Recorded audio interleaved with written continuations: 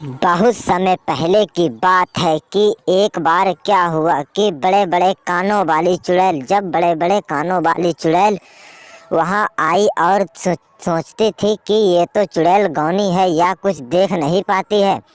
लेकिन वह उन सभी लोगों को मारती थी और कहती थी, तुम लोग मुझे ऐसे ही सब बता रहे हो और कुछ मेरा सुनते भी नहीं हो। इतना सोचते हुए चुड़ैल ने कहा, अरे ऐसा तुम्हारा क्या है जो कोई सुनता नहीं है। उसने कहा, तुम लोग जरा हमसे दूर रहा करो, नहीं तो पता नहीं तुम्हारा क्या हाल होगा। इतना सोचते हुए उन्होंने कहा, अरे ऐसा मत कहो, ऐसा कहने से कुछ हो थोड़ी ना जाता है। जब यह शब्द सुने तो उन लोगों के तो होश उड़ गए और वहां से भाग गए। तभी चुड़ैल कहने लगी, आगे चलते हैं जरा। और उसने सभी लोग वहां खड़े थे, तभी वह आगे पहुंची और कहने लगी, देखो बड़े बड़े कानों वाली चुड़ैल आ गई है, जो कि यह सारी बातें सुन लेती है और लोगों को जाकर बताती है। इतना सोचते हुए वह चुपचाप बैठ गई और लोग आपस में ही लड़ने लगे।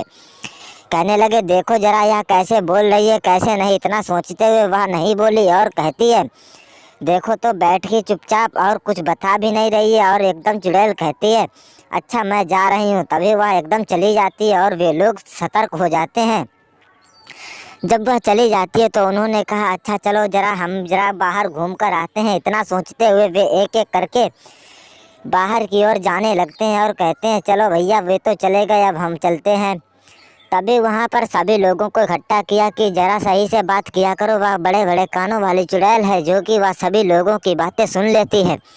इतना सोचते हुए उन्होंने कहा, अच्छा ऐसी बात है तो हम भी कुछ करते हैं। इतना सोचते हुए उन्होंने कहा, सभी लोग आपस में ही धीरे से बातें किया करो और चुड़ैल को कुछ पता भी ना चल पाए। इतना सोचते हुए उन्होंने अपने धीरे धीरे आवाज़ में बातें करनी चालू कर देते हैं और कहते हैं, अच्छा ऐसा हो तो हमें बता देना। इतना सोचते ही उन्होंने अपनी एक जुबान पलटी और कहा, नहीं नहीं ऐसा नहीं होगा। इतना सोचते हुए उन्होंने कहा, ठीक है अब देखो क्या होता है। तभी वहाँ साधु आता है और साधु ने कहा, देखो होगा तो देखा जाएगा, तुम यह सोचता ही मत कुछ।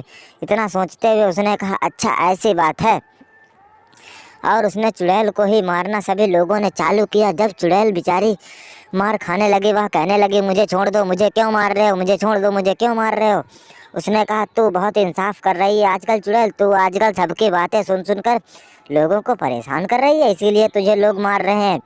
उन्होंने कहा, ऐसी बात नहीं होती, अगर मुझे लोग मारते तो मैं बातें क्यों सुनती। जब यह शब्द सुने तो साधु ने अपना रूप दिखाया और चुड़ैल ने भी।